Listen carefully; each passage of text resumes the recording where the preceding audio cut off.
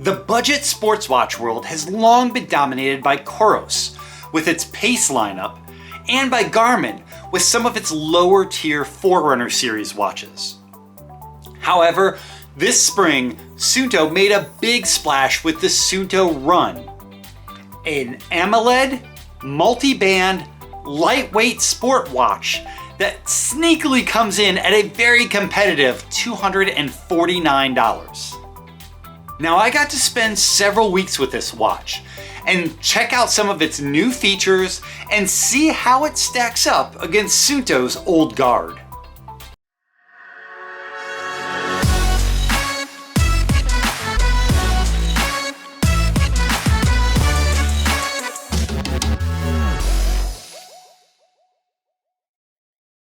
The Run came out in mid-May, and it ushers in a lot of features that users have been asking for a very long time. Things like better UI responsiveness, offline music, a rotatable screen, a lane-specific track run mode, a more connective charger, a USB-C charging cable, and improved training metrics, not to mention a sleek nylon strap. What's amazing is that Suunto chose to do this in its least expensive sport watch. And some of this was able to be done because the Suunto Run has a new UI when compared with what was available in the Suunto Vertical and the Suunto Race. And the fact is, there are good and bad things to this new UI.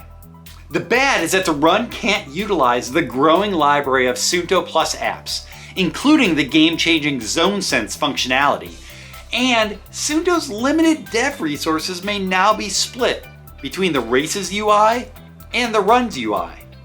Not to mention the very specific needs of the Suunto Ocean, the brand's dive watch. And it's not clear which system Suunto will choose to move forward with in the coming years. For all we know, this could be a test case as Suunto weighs which one of these is more viable. That said, the good of this is that this UI is snappier and feels even more modern than what Suunto previously had. Even though there's no access to Suunto Plus apps, this UI actually works to build in some Suunto Plus functionality directly into the watch, things like Ghost Runner or the drink and fuel reminders. But what's probably most important is the slate of new metrics that can be used to guide runners in their training. And I say runners specifically because Suunto has officially said that this watch is, quote, designed for performance-focused runners on the road. And to that end, Suunto has actually whittled down the number of available activities in this watch, down to 34, from what was previously more than double that. With that run-centered focus comes a new set of training options when doing a run. One highlight is the option for a track run activity, where the user can choose the lane they're running in to optimize distance and pacing, something that will push this watch into consideration among high school and college athletes. Each running mode also allows for goal-oriented trail options, namely free training, duration training, distance training, and calorie training. While free training is the standard open-ended run activity, the others will provide a countdown to help you dial in your workout goals.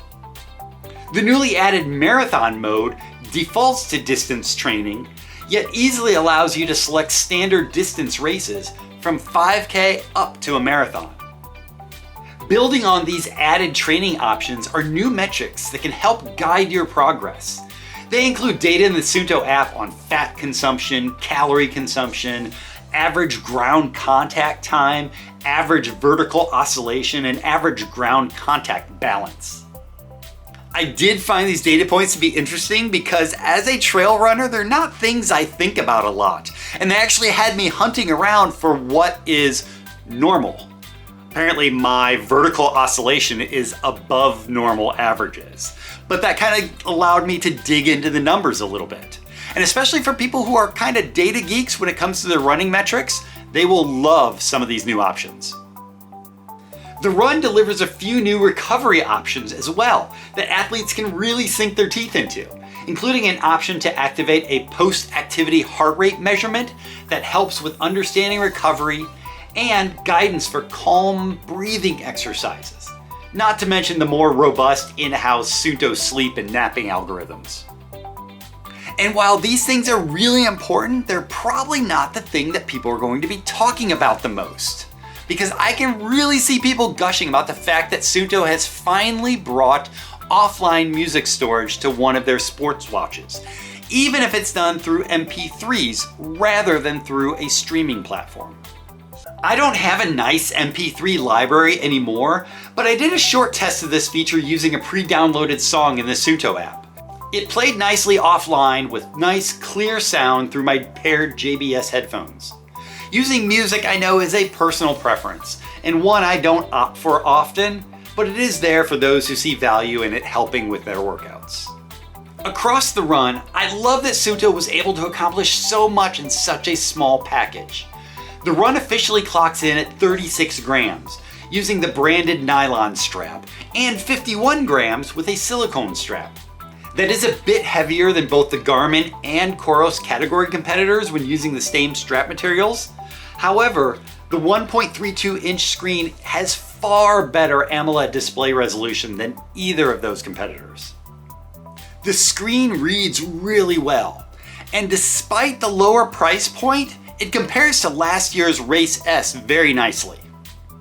Now, it also carries on some other features of the Race S, for better or for worse. The glass material is Gorilla Glass, which will disappoint some of the sapphire purists. However, Corning's Gorilla Glass makes perfect sense for a road-centric device, because the likelihood is much slimmer of it being in some of the more extreme and damaging environments that watches such as the Vertical are used to. And while the bezel is technically stainless steel, the actual steel part is rather minimal. The bulk of the watch is glass-fibre reinforced polyamide, a fancy name for a tough type of plastic. The Run uses the newer Suunto heart rate sensor, which added 2 photodiodes compared with the sensor on the standard Race and on the Vertical. This helps increase the accuracy of heart rate measurements, which factor into workout exertion and other recovery metrics. And lastly, I want to mention the new updated charger.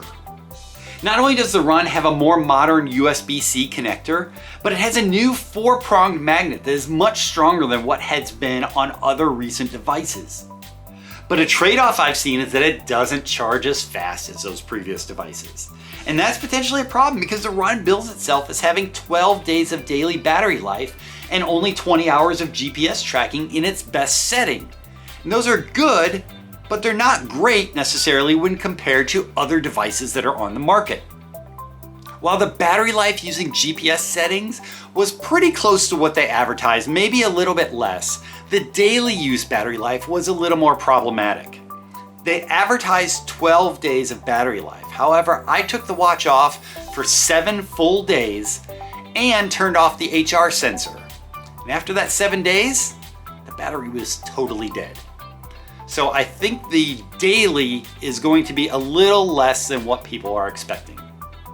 So maybe that's a nice segue into looking a little deeper at how other aspects of this watch work. I think I differ from other reviewers out there in how I feel about the GPS capabilities of this watch. In almost every instance, it measured just a little bit long for me. And that's when compared with my Vertical, with the Race S, and with running buddies who have a Garmin Forerunner 955 or a Fenix 7. You can see it in spots here, where the Vertical on the left shows a nice track staying on the boardwalk, while the Run on the right gets a bit wilder and veers over across an adjacent bike path and into some hotel yards. And I have several examples of this, where the Run struggles under bridges compared with the Vertical, or even on a track where the Vertical is spot on, both using the standard running setting and the track setting, but the Run has more issues, especially early on. Here you can even see a broader side-by-side comparison between different activities.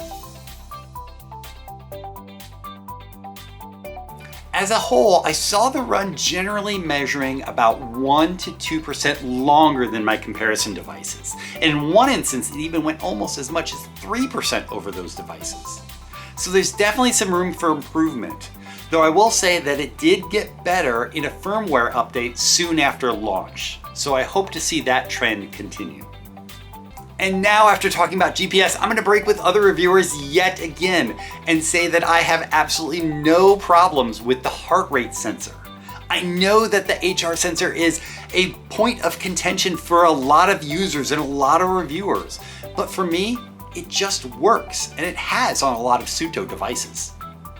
Maybe I have the ideal skin tone, or the sensor hits my veiny arm just perfectly, but rarely am I seeing more than 2 or 3 beats difference between comparison watches or between my Polar H10 belt. That includes spot checking during runs and looking at averages and maximums after the fact. I'm not going to go into too much detail about the heart rate readings because it is such an individualized performance metric. Some people love it and some people hate it. But if you are using a watch that has zone sense available, you really should be using a chest strap anyway, rather than the optical metrics from your wristwatch. Because Suunto has done so well in the past 2 years re-engaging with their core trail runner audience, using the Race S, the vertical, it makes total sense that they're now going for the pavement runners as well with the Suunto Run.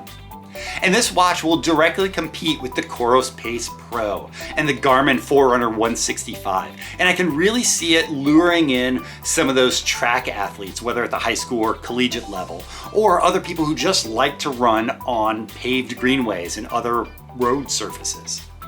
Overall, the Suunto Run is a standout entry-level watch at a great and competitive budget price. If you've enjoyed watching this video and learning more about the Suunto Run, please check out more of Action Hub on actionhub.com or visit us on our YouTube channel.